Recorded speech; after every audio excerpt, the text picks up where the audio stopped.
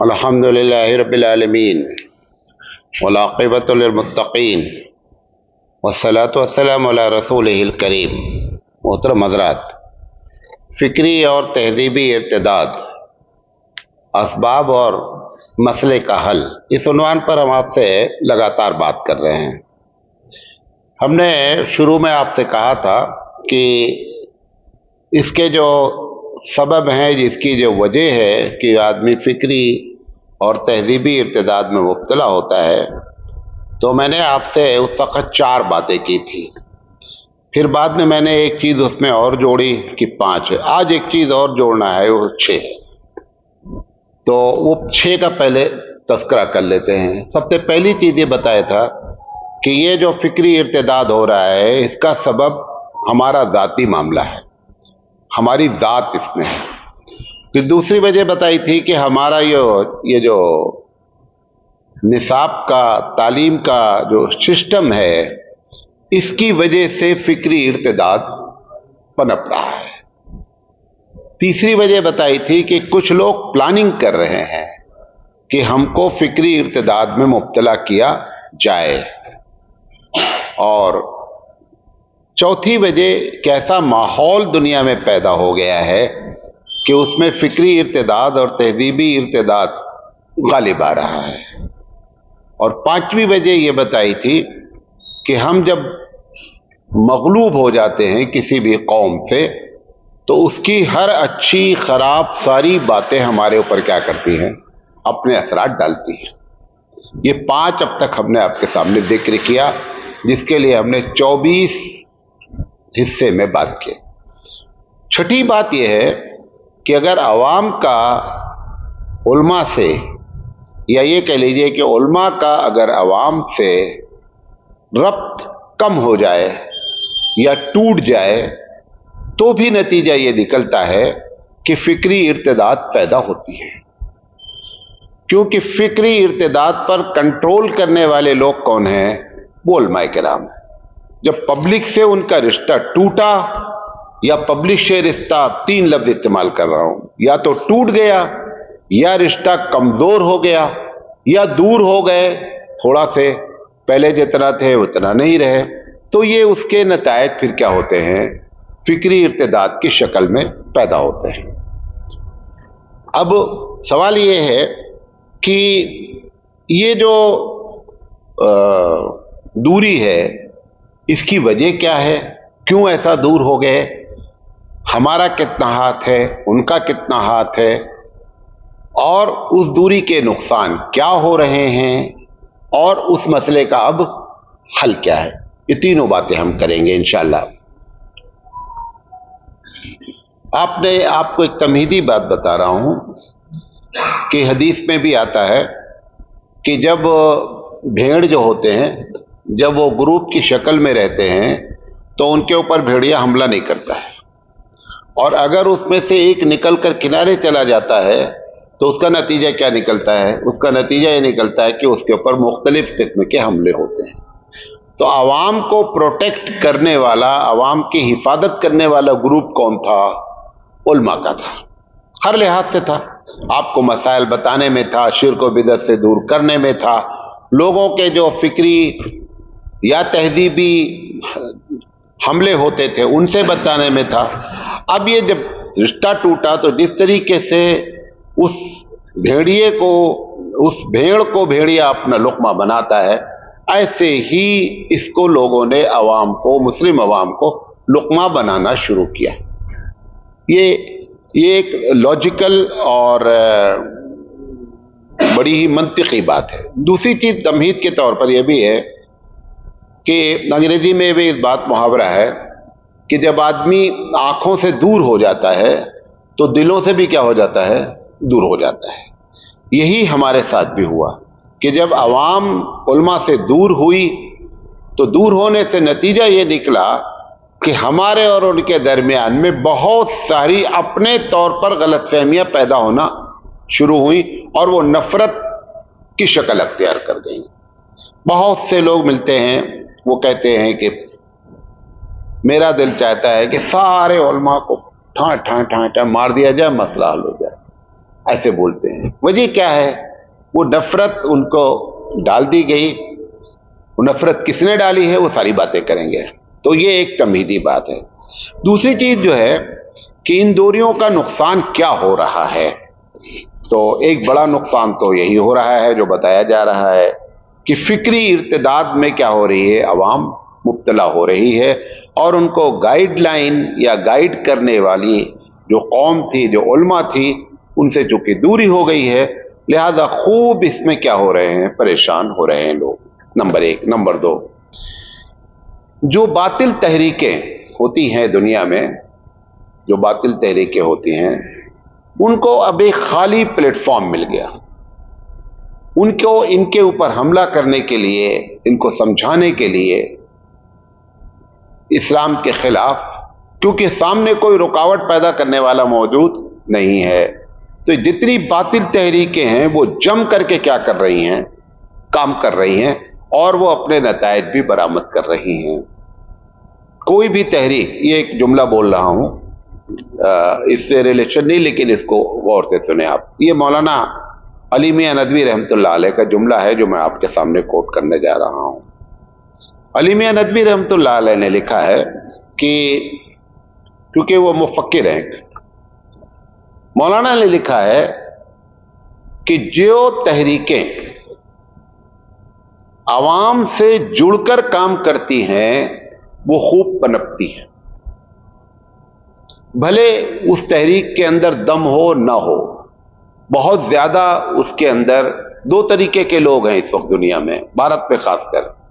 कुछ लोग ऐसे हैं कि एक लोग बेचारे खूब मथते हैं और मथने के बाद मक्खन क्या होता है, ऊपर आ जाता है। वो मक्खन लेके चले जाते हैं, उनको फिक्र ही नहीं है कि मेहनत करके मक्खन निकाला जाए तो अच्छा है। खा तो लेते हैं मक्खन, को फायदा हो जाता है उनको, लेकिन जो लोग छाछ से मक्खन निकालने के आदी नहीं होते हैं, वो तहरीकें क्या होती हैं, कुछ लोगों के ऊपर अपने असरात डालती हैं, लेकिन रूट लेवल पर वो काम नहीं कर पाती हैं, जमीनी सतह पर उनकी हकीकत नहीं होती है। तो मौलाना अली मियां नदवी रहमतुल्लाह अलैह ने लिखा है कि ये जो तहरीकें होती हैं, जो दरवाजे दरवाजे, घर घर जा करके लोगों से रब्त पैदा करके अपनी बात समझाती हैं, वो खूब दुनिया में पनपती हैं। मैं आपको दो मिसालें देता हूं। एक तबलीगी जमात और एक हरी पगड़ी वाले। इस वक्त तबलीगी जमात के कामयाबी की बहुत सी वजूहात है, उसमें से एक बड़ी वजह क्या है, बड़ी वजह यह है कि वो दरवाजे दरवाजे जा करके अपनी बात को कहते हैं। इस वजह से करोड़ों लोग उनसे दुनिया में क्या है, मुतासिर है। असल वजह उसकी ये है।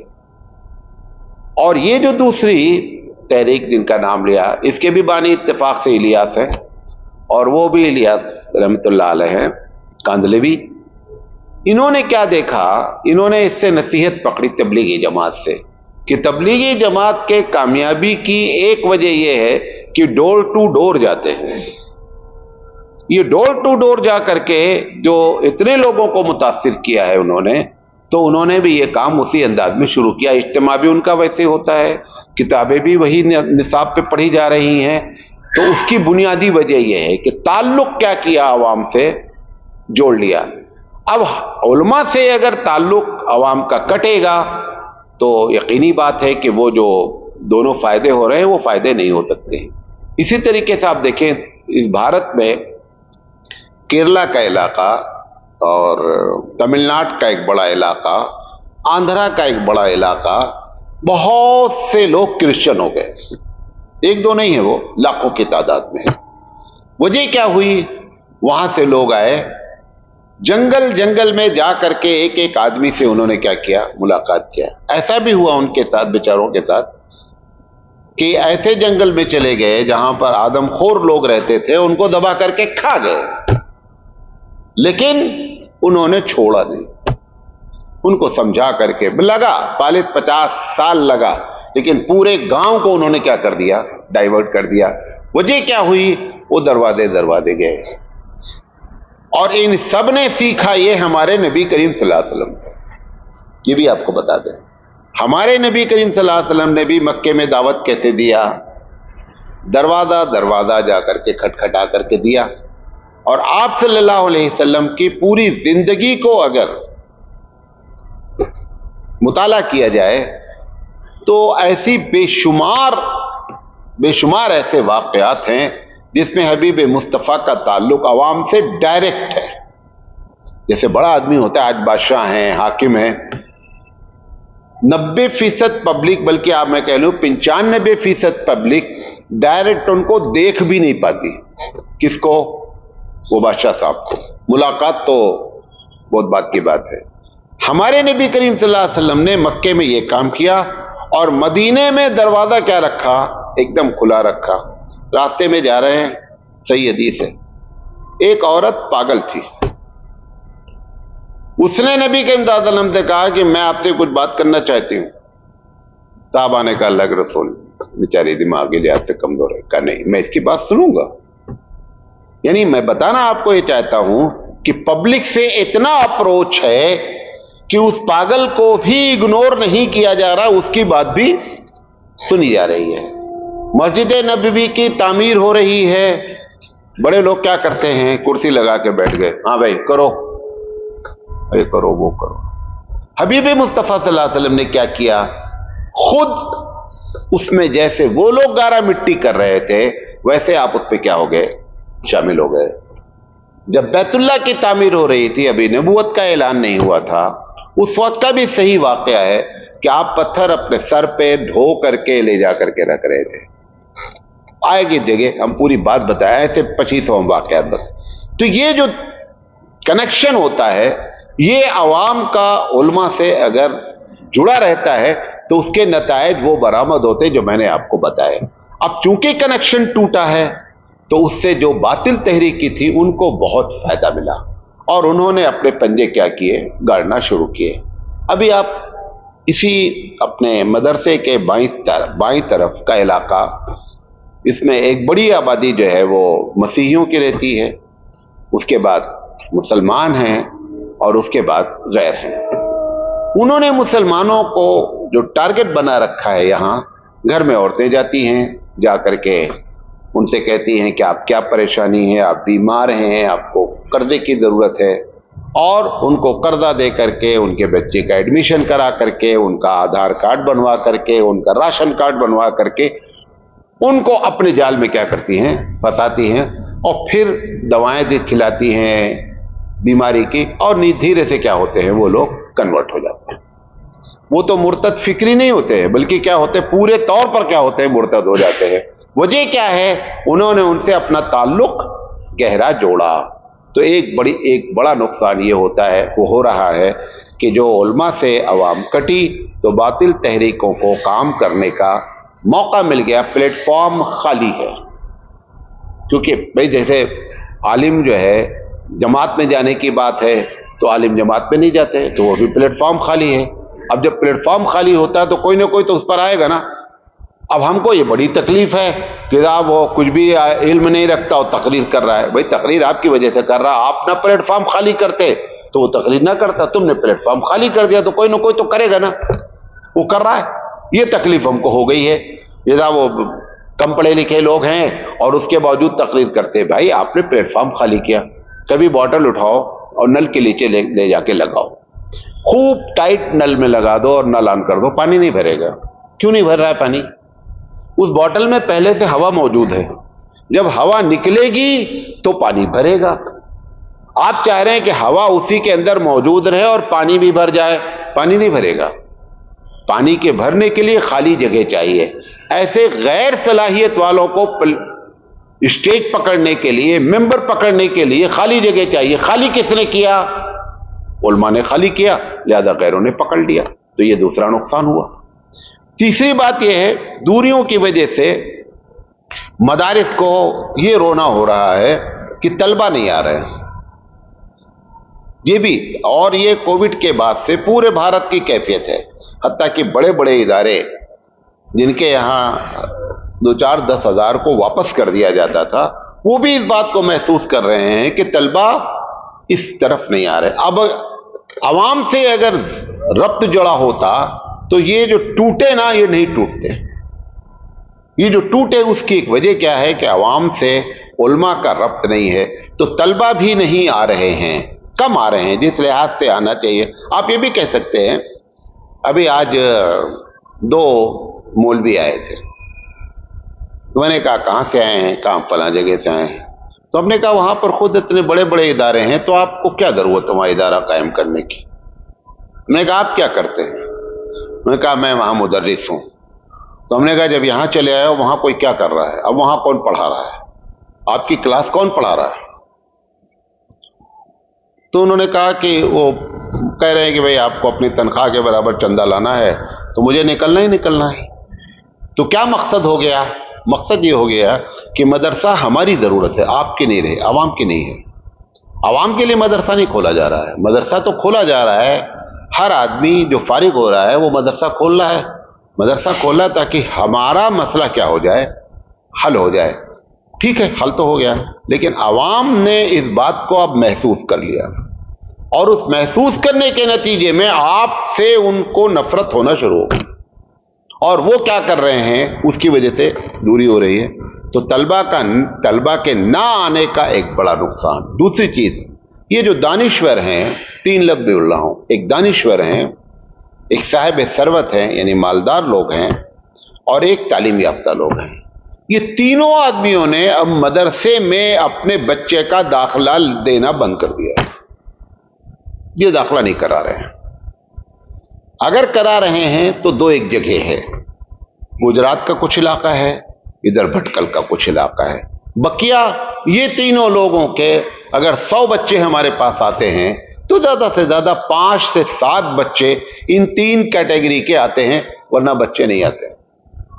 اچھا، اب جب ان کے بچے نہیں آتے ہیں تو اس کا مطلب یہ ہے کہ ان کو ہم سے نفرت ہو گئی ہے، جس کی وجہ سے یہ اپنے بچوں کو ہمارے یہاں پڑھانا ہی نہیں چاہتے ہیں۔ گرچہ اور بھی وجہ ہو سکتی ہے، مدرسے کا نظام ہے، مدرسے کا کھانا ہے، مدرسے کی مار پیٹ ہے، یہ سب بھی وجہ ہیں کہ یہ تینوں آدمی آپ کے ہاں آنے کے لیے تیار نہیں ہوتے، کیونکہ ایک بچہ صاف ستھرے مکان میں رہا ہے، اچھے گھر میں رہا ہے، آپ لا کر کے اس کو مدرسے میں ایک کمرے میں آپ نے 8 بچوں کو 10 بچوں کو کیا کر دیا، ٹھوس دیا۔ گندگی کا یہ عالم ہے۔ ایک میں بہت بڑے مدرسے میں یو پی میں گیا، بہت بڑا مدرسہ ہے، کم سے کم 2-2.5 ہزار بچے ہیں، میں گیا، کوئی کونا ایسا نہیں تھا کہ جہاں پہ صفائی ہو، تھوک رکھا ہے، پان تھوک رکھا ہے، دنیا بھر کی غلاظت، سمجھے۔